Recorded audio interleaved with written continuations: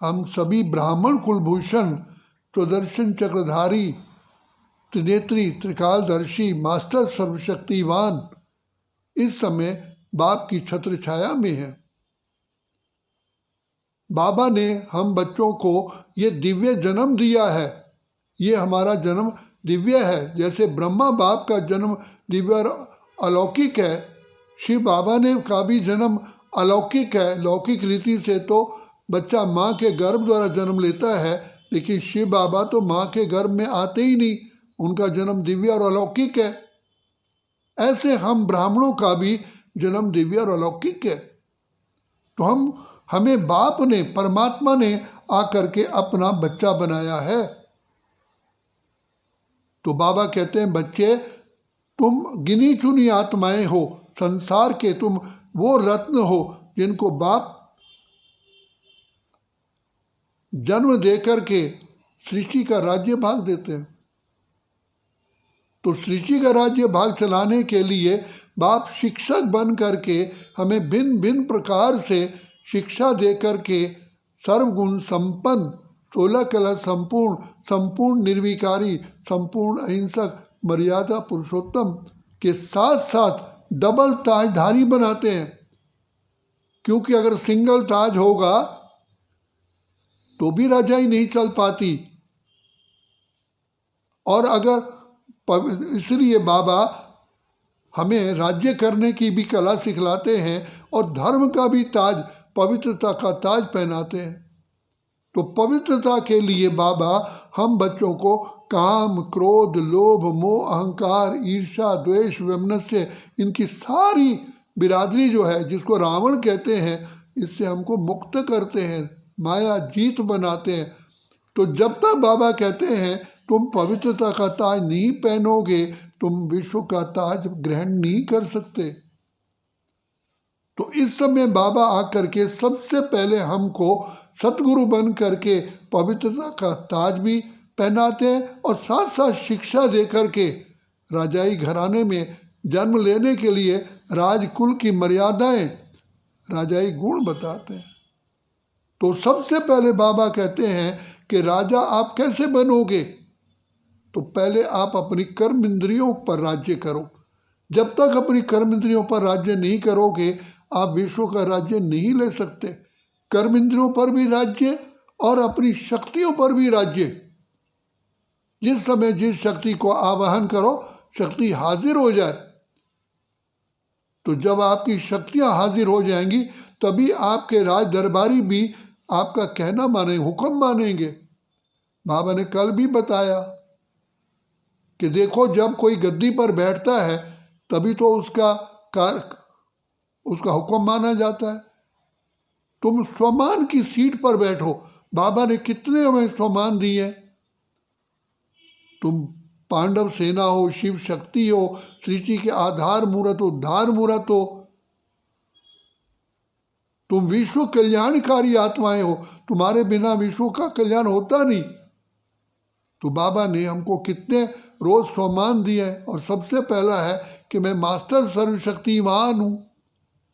तो बाबा ने कहा, बच्चे सहज तरीका है अपनी शक्तियों को अपने कंट्रोल में करने का।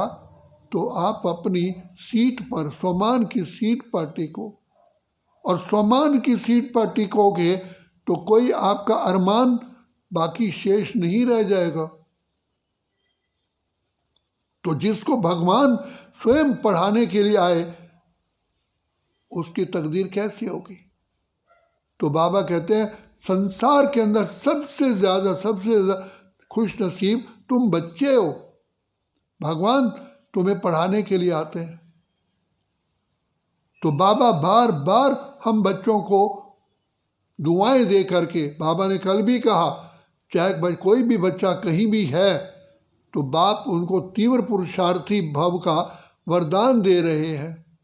और तीव्र पुरुषार्थी के लिए बाबा ने कहा कि सुनना सुनाना ये है पुरुषार्थ, लेकिन सुनना सुनाने के साथ बनना ये है तीव्र पुरुषार्थ। तो बाप आकर के सर्व कला समृद्ध हमको करते हैं। बाबा कहते हैं सबसे पहले मेरे बच्चे ज्ञान स्वरूप, प्रेम स्वरूप, आनंद स्वरूप, शांत स्वरूप, सुख स्वरूप होकर के सारा दिन खुशियों की लहरों में लहराएं। ये है सबूत। ज्ञानी आत्मा कहीं परेशान नहीं हो सकती। ज्ञान का मतलब ही है समझ। समझ के आधार से आत्मा सदा खुश रहेगी, हल्की रहेगी, कोई मायूसी आ नहीं सकती, कभी उदासी नहीं आ सकती। तो बाबा कहते हैं बच्चे तुम सारी सृष्टि के होवनहार, महान से भी महान, श्रेष्ठ से भी श्रेष्ठ तुम देव आत्माएं हो, पूज्य आत्माएं हो। बच्चे सबसे टॉप पर तुम थे। सतयुग में प्रथम जन्म ही तुम्हारा होता है, सृष्टि की आदि ही तुम करते हो और तुम ही आत्माएं विश्व पूजनीय बनती हो। तुम्हारा ही कीर्तन होता है। बाप की महिमा के साथ साथ तुम्हारी भी महिमा होती है। तो कितने ऊंचा बाबा हमें बनाने के लिए आया है, जिसका ऊंचा तेरा नाम, ऊंचा तेरा धाम, ऊंचे से ऊंचा भगवंत। तो ऊंचे से ऊंचे भगवान की संतान कितनी ऊंची होगी। तो बाबा बार बार हम बच्चों को आकर के शिक्षा देते हैं, बच्चे सबसे पहले तो तुम्हारा ये दिव्य जन्म है, ये तुम्हारी ही खुशनसीबी है। भगवान आकर के तुम्हें अपने गोद का बच्चा बना करके अपने कुल का दीपक बनाते हैं। तुम हो कुल दीपक, कुल का नाम रोशन करने वाले। तो सारे बच्चों को बाबा महावीर, महावीरनी बनने का वरदान देते हैं। तो बाबा हम बच्चों को आकर के कहते हैं कि बच्चे शिक्षा तुम्हें कौन देता है?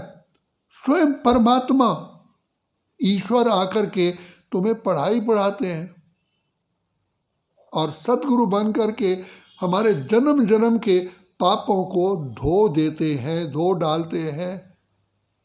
इसलिए तो गंगा को कहा पतित पावनी। क्यों? क्योंकि परम पिता परमात्मा जो हमें ज्ञान देते हैं, उस ज्ञान से हम अपने अपने संस्कारों को भस्म करते हैं। और भस्म करने का बाबा ने हमें ज्ञान दिया। बाबा ने मुख्य शिक्षा बार बार हमको याद दिलाते हैं कि बच्चे अपने को आत्मा समझ, बाप को प्यार से याद करो। ये प्यार की अग्नि है, लगन ही एक अग्नि है।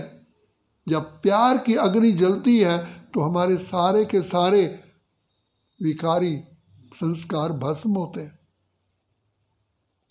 आत्मा में दिव्य शक्ति फिर प्रकट हो जाती है।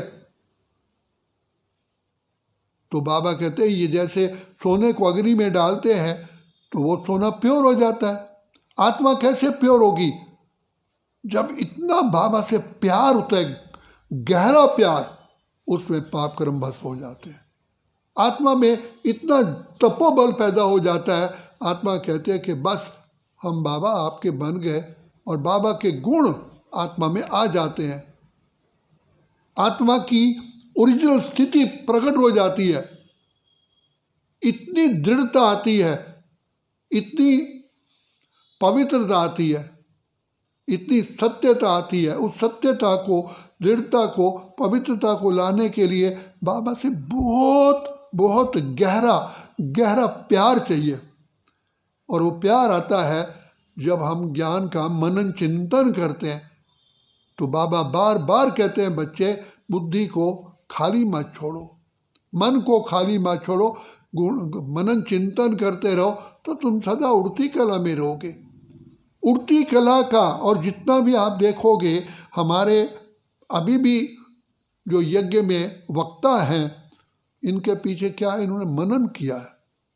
मनन, जिन्होंने मनन किया, मगन रहे, उन वही शक्तिशाली है। वैसे भी बाबा कई बार मिसाल देते हैं कि आप फ्रूट लाते हो, अगर फ्रूट को फ्रिज में रख दोगे कोई शक्ति थोड़ी आएगी। फ्रूट काटते हो, उसे अच्छी तरह चबाते हो, जब वो आपका ब्लड बनता है तभी तो शक्ति आती है। ऐसे ही ज्ञान जो बाबा आकर के हमें सुनाते हैं, ये कभी भी बुद्धि को खाली मत छोड़ो। बार बार चित्त में लाओ, बार बार चिंतन में लाओ कि बाबा ने क्या कहा, बाबा ने क्या मधुर महावाक्य उच्चारण कहाँ से शुरू किया। ये बाबा ने जो हम बच्चों को शिक्षा दी, पहली पहली क्या शिक्षा दी। सारा दिन मनन चिंतन कर। बाबा ने देखो कहा संगम युग, सतयुग, त्रेता का भी संगम है, त्रेता द्वापर, उसका समय नहीं गिना जाता, इस संगम का समय गिना जाता है। तो बाबा ने कहा बच्चे तुम्हारा संगम का समय 1 सेकंड की भी बहुत वैल्यू है, तो संगम का 1 मिनट कितना वैल्यूएबल होगा। इसलिए अपने समय को, श्वास को, बाबा ने कहा खजाने मैंने हर बच्चे को बराबर ही दिए, हर शक्ति, हर खजाना दिया है, लेकिन उसका सदुपयोग हर एक अपनी अवस्था अनुसार ही करता है, योग्यता अनुसार करता है। तो योग्य बनाने का एकमात्र तरीका है जो बाबा की शिक्षा मिलती है, उसको मनन चिंतन करो, उसी में समा जाओ। फिर बाकी तो बाबा अपने आप, कारोबार तो हमारा बाबा चलाता ही चलाता है। और फील करोगे कि आपके साथ संग संग बाबा रहते हैं, जैसे आप इस दुनिया के अंदर ऐसे रह रहे हो जैसे कमल फूल समान। इसका प्रैक्टिकल हमें अनुभव करना है। हम हैं अनुभवी मूर्त। बाबा ने कहा अनुभव की सबसे बड़ी अथॉरिटी है कि हाँ ये मेरा पर्सनल अनुभव है कि संसार में कर्म करते हुए भी हम थकते नहीं हैं, कमल फूल समान रहते हैं। और सबसे बड़ी खुशनसीबी है कि बाबा की 24 घंटे अपरंपार दुआओं की बरसात हमारे ऊपर हो रही है और होती रहती है। ये ऐसी मूसलाधार बारिश है, लेकिन इस मूसलाधार बारिश का लाभ उठाओ।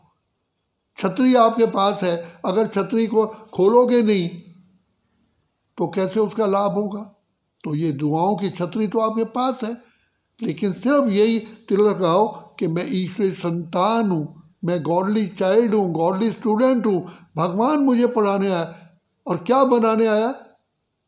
बाबा कहते हैं सामने लक्ष्य रखो, आज मैं ये हूँ, कल मैं श्री नारायण अवश्य बनूंगा, अवश्य बनूंगा। भावी अटल है, ये टल नहीं सकती है। बाबा मुझे ये बनाने आने आए, श्री नारायण बनूंगा तो संसार की सारे जो गुण हैं, जो सुख है, वो मेरे पास ही होंगे। बाबा कहते हैं बच्चे 2500 वर्ष 21 जन्म तुम्हें कभी छींक ही नहीं आएगी, कभी तुम्हें कोई कष्ट ही नहीं होगा। बताओ बच्चे कितनी बड़ी प्राप्ति है। तुम तो छोड़ो, तुम्हारा पशु पक्षी भी कभी नहीं कर रहाएगा, कहीं से दुख की लहर ही नहीं आएगी। ऐसी सुख की दुनिया सामने देखो, संसार कैसा सुख में संसार बाबा मुझे वरदान में देने आए हैं। खुशियों के, आनंद के झूलों में झूलते रहोगे। इसलिए तो श्री कृष्ण को आज झूला झूलाते हैं। ये हमारा ही तो झूला यादगार है। संगम युग पर हम गुणों के, शक्तियों के झूले में, अतीन्द्रिय सुख के झूले में झूलते हैं। और सारा 2500 वर्ष तो क्या, सारे कल्प में हम खुशियों में रहते हैं। इसलिए बाबा कहते हैं बच्चे तुम्हारा ही खुशी का गान है, खुशियाँ ही खुशियाँ पाएं तेरे प्यार में बाबा, जन्नत 1000 पाएं तेरे संसार। बहुत हम पद्मा पदम सौभाग्यशाली हैं, वरदानी आत्माएं हैं जिनको भगवान हर समय वरदान दे रहे हैं।